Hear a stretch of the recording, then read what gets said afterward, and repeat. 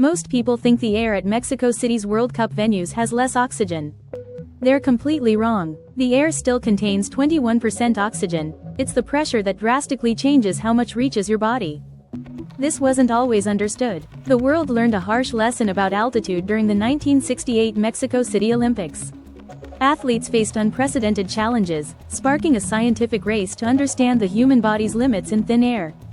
At Mexico City's 2,240 meters, the reduced atmospheric pressure means each breath delivers less oxygen to your lungs. This immediately stresses your cardiovascular system, making everything harder. We'll come back to why this matters. One 90-minute match in Mexico City equals a marathon at sea level. Your VO2 max, the maximum oxygen your body can use, drops significantly at altitude. For elite players, this can be a 10 to 15% reduction, directly impacting their ability to maintain high-intensity sprints and plays throughout the match. Recovery also suffers dramatically. Lower oxygen levels inhibit muscle repair and energy replenishment between intense efforts. Players might feel sluggish faster and for longer, significantly affecting their performance in later minutes or subsequent games. Teams often arrive weeks early to acclimatize their bodies.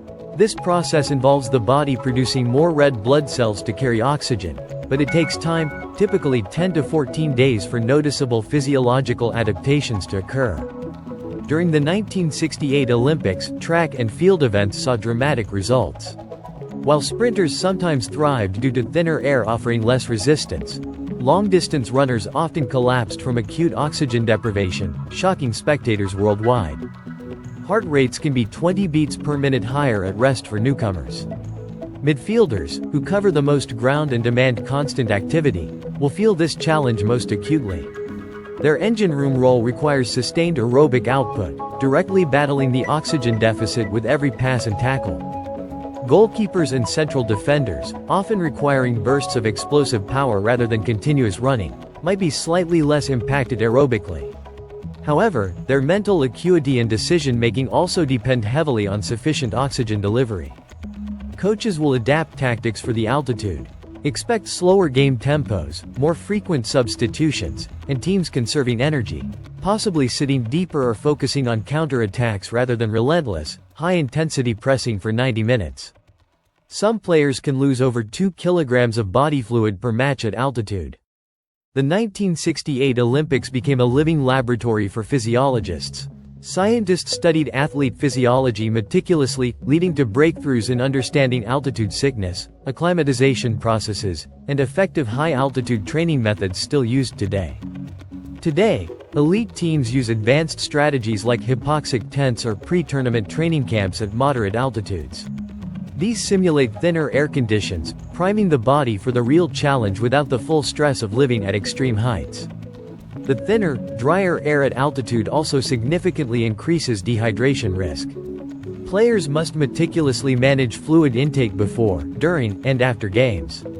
Dehydration further compounds fatigue and severely reduces overall athletic performance. Headaches, nausea, and dizziness are common symptoms for visitors to Mexico City. For the Mexican national team, playing in Mexico City offers a clear, tangible advantage. Their players are typically accustomed to the altitude, giving them an inherent edge over UNAC-climatized, foreign opponents in this demanding environment. So, why did we say the pressure matters? Because Boyle's law tells us that at lower atmospheric pressure, the partial pressure of oxygen drops significantly.